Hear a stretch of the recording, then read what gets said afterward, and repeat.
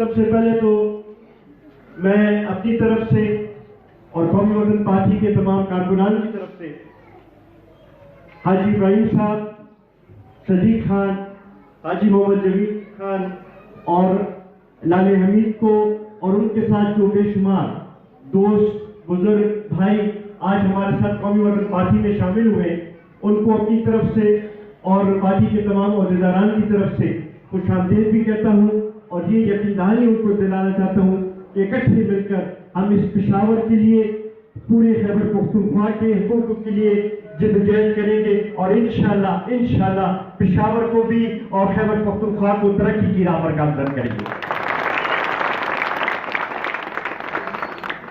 دوستو، مجھ سے پہلے ابراہیم حاجی صاحب نے بھی بات کی اور انہوں نے آپ کو بتایا کہ انہوں نے اس سے پہلے کوئی سیاسی جماعت سے ان کا تعلق نہیں تھا۔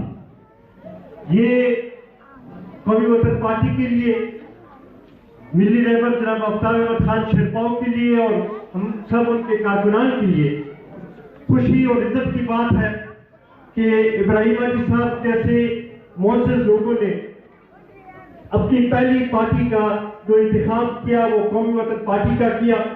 ہم ان کو یہ یقین دہانی دلانا چاہتے ہیں کہ ہم آپ کو مایوس نہیں کریں گے اور انشاءاللہ اکٹھے مل کر اس شہر کی ترقی کے لیے اکٹھے جدوجہد کریں گے۔ دوستو، بھائیوں، پورے صوبہ ترقی کرے گا۔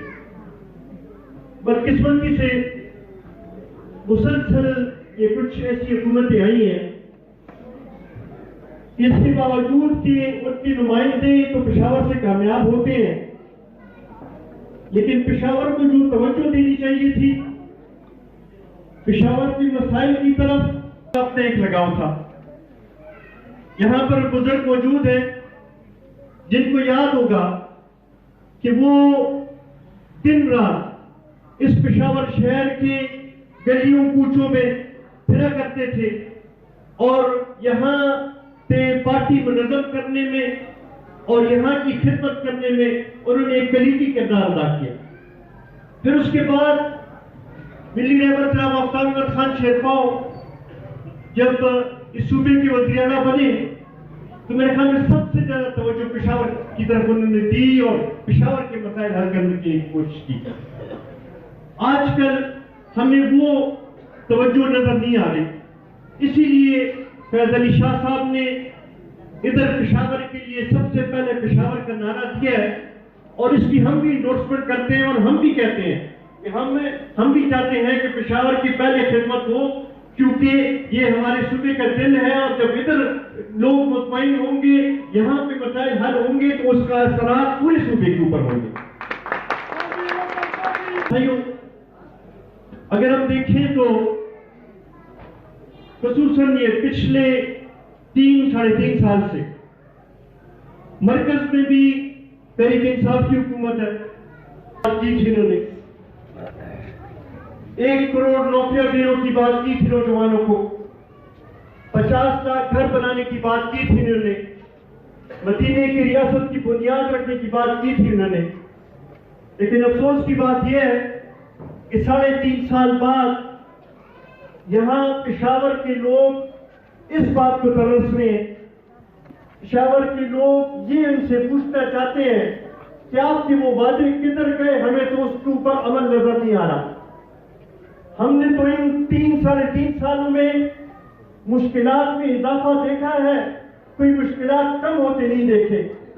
ہم نے مہنگائی میں اضافہ دیکھا ہے، ہم نے بے روزگاری میں اضافہ دیکھا ہے، ہم نے پسماندگی میں اضافہ دیکھا ہے، لیکن ہم نے یہاں پہ کوئی اپنے مسائل حل ہوتے نہیں دیکھے۔ ان 3 سالوں میں اگر میں یہ دعویٰ کروں کہ ایک لحاظ سے اگر آپ دیکھیں تو ان سے ناکام ترین اور نااہل ترین حکومت ہم نے پاکستان کی تاریخ میں نہیں دیکھی، تو یہ غلط بات نہیں ہوگی۔ ان 3 سالوں میں مہنگائی میں جو اضافہ ہوا، میرے خیال میں پاکستان کی تاریخ میں اس سے پہلے کبھی نہیں ہوا تھا۔ اس سے پہلے اگر حکومتوں میں مہنگائی آتی تھی تو ایک طرف مقرر ہو جاتا تھا लोगों को पता होता था कि आटा 10 रुपए महंगा हो गया है, लोग अपना उसके मुताबिक कुछ वो करके वो अपना वक्त गुजारते थे। लेकिन ऐसी महंगाई हमने कभी नहीं देखी कि सुबह जिस कीमत पर हम आटा खरीदे शाम को उस कीमत पर हमें आटा वापस नहीं मिलता। सुबह जिस कीमत पर हम चीनी खरीदे शाम को हमें उस कीमत पर फिर चीनी नहीं मिलती। सुबह हम जिस कीमत पर दवाई खरीदे शाम को उस कीमत पर हमें दवाई फिर से वो नहीं मिलती। हमने ये हालत कभी नहीं देखी थी। इन 3 सालों में डीजल की कीमत में 62 रुपए इजाफा हुआ है, 62 रुपए। इन 3 सालों में पेट्रोल की कीमत में 59 रुपए इजाफा हुआ है। इन 3 सालों में चीनी की कीमत में 100 रुपए का इजाफा हुआ है, 160 पे पहुंच गई है। इन 3 सालों में 20 किलो आटे का थैला जो है उसमें 725 रुपए का इजाफा हुआ है। घी की इस तरह तकरीबन 200 रुपए किलो इजाफा हुआ है। ये किधर से ये गरीब पूरे करेंगे? एक तरफ टैक्स आप लगा रहे हैं, एक तरफ रोजाना पेट्रोल की कीमतों में आप इजाफा कर रहे हैं, एक तरफ बिजली की कीमतों में रोजाना आप इजाफा कर रहे हैं, गैस की कीमतों में इजाफा कर रहे हैं, दूसरी तरफ गरीबों की आमदन जो है वो वहीं की वहीं बरकरार है। तो ये लोग क्या करेंगे? ये किस तरीके से अपने बच्चों का पेट पालेंगे? एक तरफ हम देखते हैं वजीर आजम साहब खड़े होते हैं तो कहते हैं कि मैं माफियाज के खिलाफ एक्शन लूंगा और महंगाई को हम कंट्रोल करेंगे।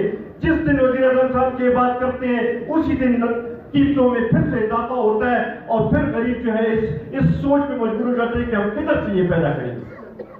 परसों वजीर आजम साहब ने तकरीर की कि मैंने एक तारीखी पैकेज दिया है, 120 अरब रुपए का मैं पैकेज ऐलान करता हूँ। वजीर आजम साहब आप आके इन गरीबों से पूछिए 120 अरब रुपए का उनको क्या फायदा पहुंचेगा। आप इनसे पूछें कि ये किस तरीके से अपनी जिंदगी गुजार रहे हैं, ये किस तरीके से अपना 2 वक्त की रोटी अपने बच्चों के लिए पैदा कर रहे हैं, तब आपको अंदाजा होगा। ये और साथ ही साथ उसी तकरीर में एक सांस पे कहते हैं 120 अरब का रिलीफ पैकेज दूंगा, दूसरी तरफ कहा कि पेट्रोल की कीमत में भी इजाफा करेंगे और बिजली की कीमतों में भी इजाफा करेंगे। इसलिए हमें समझ नहीं आई कि एक ही सांस पे आप रिलीफ की भी बात करते हैं और फिर उसी सांस पे आप जो है वो कीमतों की इजाफा करने की भी बात करते हैं। हम ये समझते हैं कि जो IMF के साथ मुआहदे किए गए हैं ये न मुल्क के मफाद में है, न कौम के मफाद में है, न इससे इस मुल्क को तरक्की मिल सकती है। हम ये समझते हैं कि ये शराइत हम किसी सूरत नहीं कबूल करते। हम ये महंगाई ना मंजूर करते हैं, हम बिजली की कीमतों में इजाफा ना मंजूर करते हैं, हम गैस और तेल की कीमतों में इजाफा ना मंजूर करते हैं। इससे आपका इत्तेफाक है? यही वजह है दोस्तों कि ऑपोजिशन की सारी जमातों ने ये फैसला किया है कि अब हम निकलेंगे, रोडों पर निकलेंगे और उस तक आराम से नहीं बैठेंगे जब तक इस नाअहल हुकूमत से हमने इस कौम को निजात ना दिलाई, उस तक हम आराम से नहीं बैठेंगे। इसमें आपकी साथ की हमें जरूरत होगी, हम आपको मायूस नहीं करेंगे। हम आपके साथ ये वादा करते हैं कि जिस तरीके से शहीद वतन हयात मोहम्मद खान शेरपाव ने इस पेशावर की खिदमत की थी, जिस तरीके से मिली रहबर जनाब आफ्ताब अहमद खान शेरपाव ने इस पेशावर की खिदमत की और जिस तरीके से शहीद वतन हयात मोहम्मद खान शेरपाव ने इस कौम के लिए अपने सर की कुर्बानी दी लेकिन कौम से पीछे नहीं हटे, हम आपसे वादा करते हैं हम आपके साथ खड़े होंगे और अगर मौका आया, जरूरत आई तो खून का नजराना पेश करेंगे लेकिन आपसे पीछे नहीं होंगे।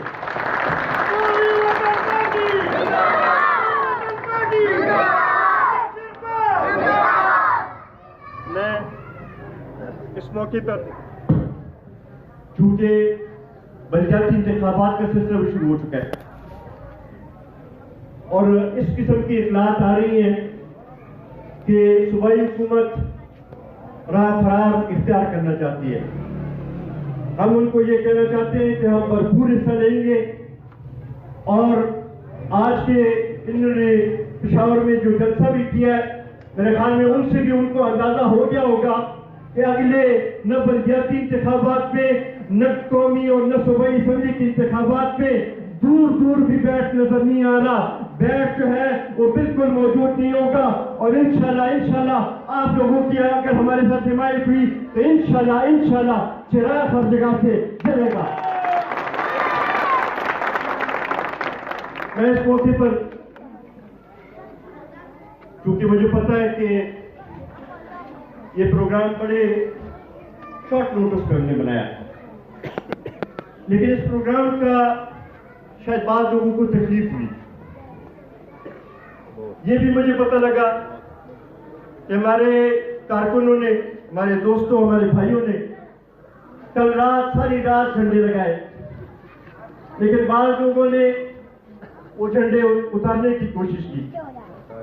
मैं उनको ये कहना चाहता हूं कि आप 1000 झंडे उतारें, लेकिन आप लोगों के दिलों से कौमी वतन पार्टी की और मिली रहबर जनाब आफ्ताब अहमद खान शेरपो की मोहब्बत नहीं ले सकते।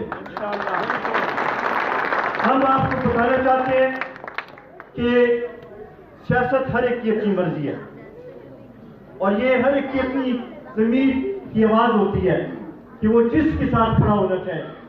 अगर आप खिदमत करते, अगर आप लोगों के मसाइल हल करते, तो ये हालात इस हद तक ना पहुंचते।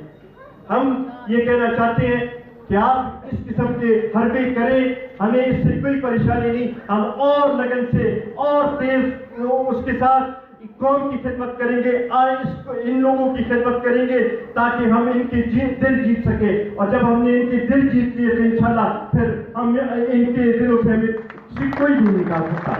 मैं आखिर में एक दफा